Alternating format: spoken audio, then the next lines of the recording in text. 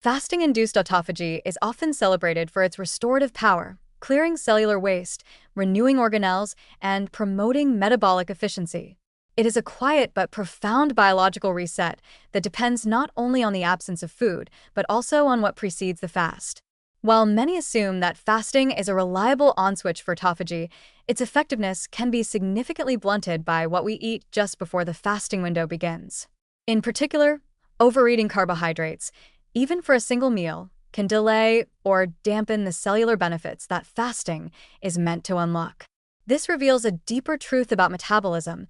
Fasting is not merely about abstaining, it's about preparing the body to respond in the right way. When carbohydrates are consumed in excess, especially refined, high glycemic types like white rice, bread, pasta, or sugary desserts, blood sugar surges. In response, the pancreas releases a wave of insulin, sometimes remaining elevated for several hours depending on the quantity and type of carbs consumed.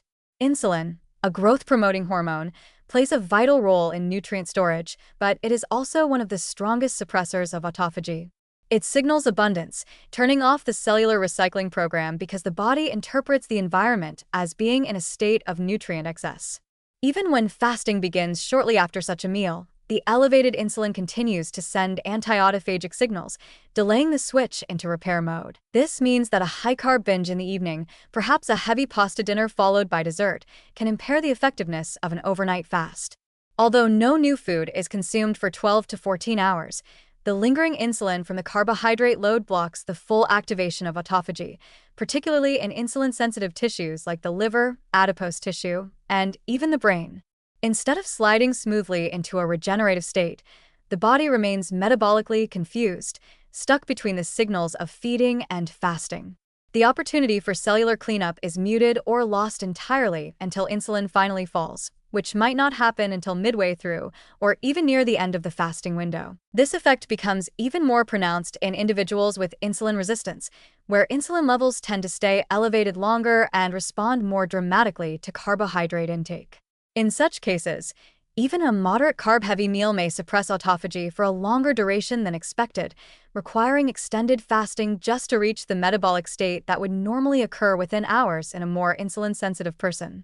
This illustrates why the quality and composition of the last meal before a fast can greatly influence its effectiveness, and why a pattern of carb overconsumption can sabotage the benefits of time-restricted eating, even if fasting windows are technically respected. However, this doesn't mean carbohydrates must be eliminated to activate autophagy. It means they must be respected. Choosing whole food sources of carbohydrates with fiber, resistant starch, and a low glycemic index, such as lentils, sweet potatoes, and quinoa, can significantly reduce postprandial insulin spikes. When these carbs are part of a balanced meal rich in healthy fats, protein, and polyphenol, the insulin response is further buffered, allowing the body to return to a fasted, autophagy-permissive state more rapidly. This makes it possible to enjoy the energetic and nutritional benefits of carbohydrates without entirely disrupting cellular renewal. Additionally, the timing of carbohydrate intake matters.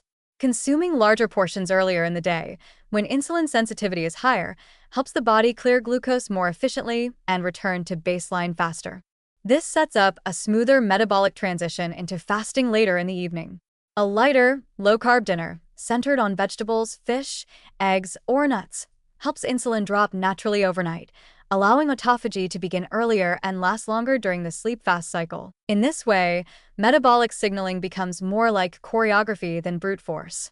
It's not enough to simply stop eating and expect the body to enter repair mode. What precedes the fast must prepare the stage. Overeating carbohydrates, particularly close to the fasting window, is like leaving the lights on during a theater performance meant to happen in darkness. It disrupts the ambience required for autophagy to shine. By recognizing this delicate interplay, we shift our approach to fasting from reactive to intentional. Instead of viewing it as a reset button that works regardless of dietary context, we begin to see fasting as part of a larger metabolic rhythm, one that starts with how we nourish ourselves and ends with how we allow ourselves to rest, repair, and renew.